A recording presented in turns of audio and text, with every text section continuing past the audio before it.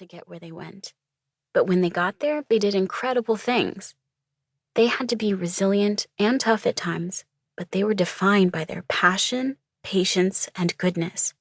And for that, they are legendary. I see this book as a sibling to my first, but I don't think of it as the boy book or a book for boys. My books are for all readers. Here, I feature the stories of men, but they are for everyone, just as Little Leaders is. Whoever you are, there's a story for you in the bios that follow. The little legends are here to guide you on this journey throughout history. Let them inspire your future.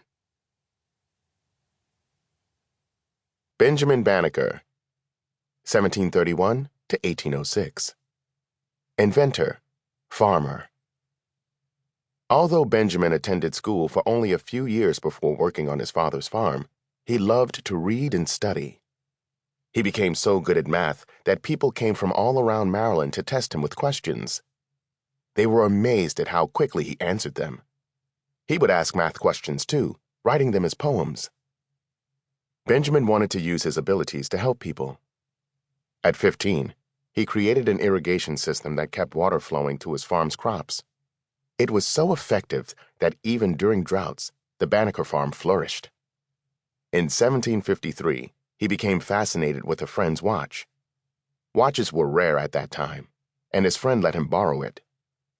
Benjamin studied the watch and eventually built his own full-size clock, the first built in America. News of Benjamin's clock spread throughout Maryland, and he was approached by George Ellicott, a landowner and amateur astronomer. The two became friends, and George lent Benjamin some of his astronomy equipment and books.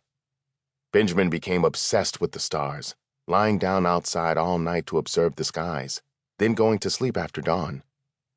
When people saw him in bed during the day, they thought he was lazy. As his knowledge grew, Benjamin even spotted errors in George's books. Around 1791, Benjamin wrote an ephemeris, a chart of the movements of stars and planets. George's cousin Andrew read it and asked Benjamin to be his assistant for a very special project, surveying and designing land that would become Washington, D.C., the young nation's new capital. Benjamin agreed, and they set to work. When his project with Andrew was over, Benjamin returned home and worked on an almanac, a book about upcoming natural events. He used his writing to speak out about the injustice of slavery and defend the humanity and intelligence of Black people. Benjamin was an exceptional scientist and inventor who, through quiet observation and diligent work, helped shape American history. James Armistead Lafayette, 1748 to 1830. Revolutionary War Spy. Not much is known about James's life before the Revolutionary War.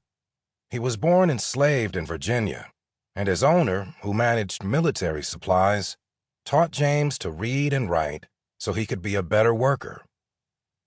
During the war against the British, James heard that any slave who fought for the Americans' Continental Army would be freed if the Americans won the war.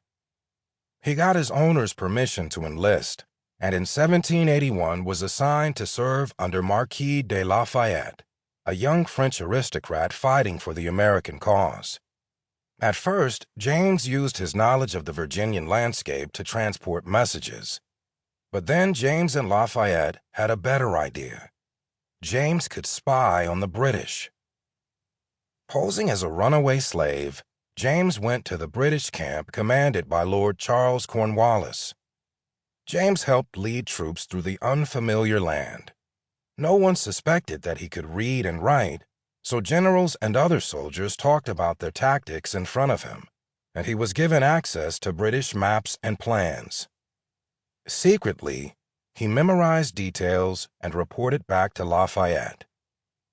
James became so trusted by the British that he was asked to spy on the Americans. He agreed, but gave the British only false information.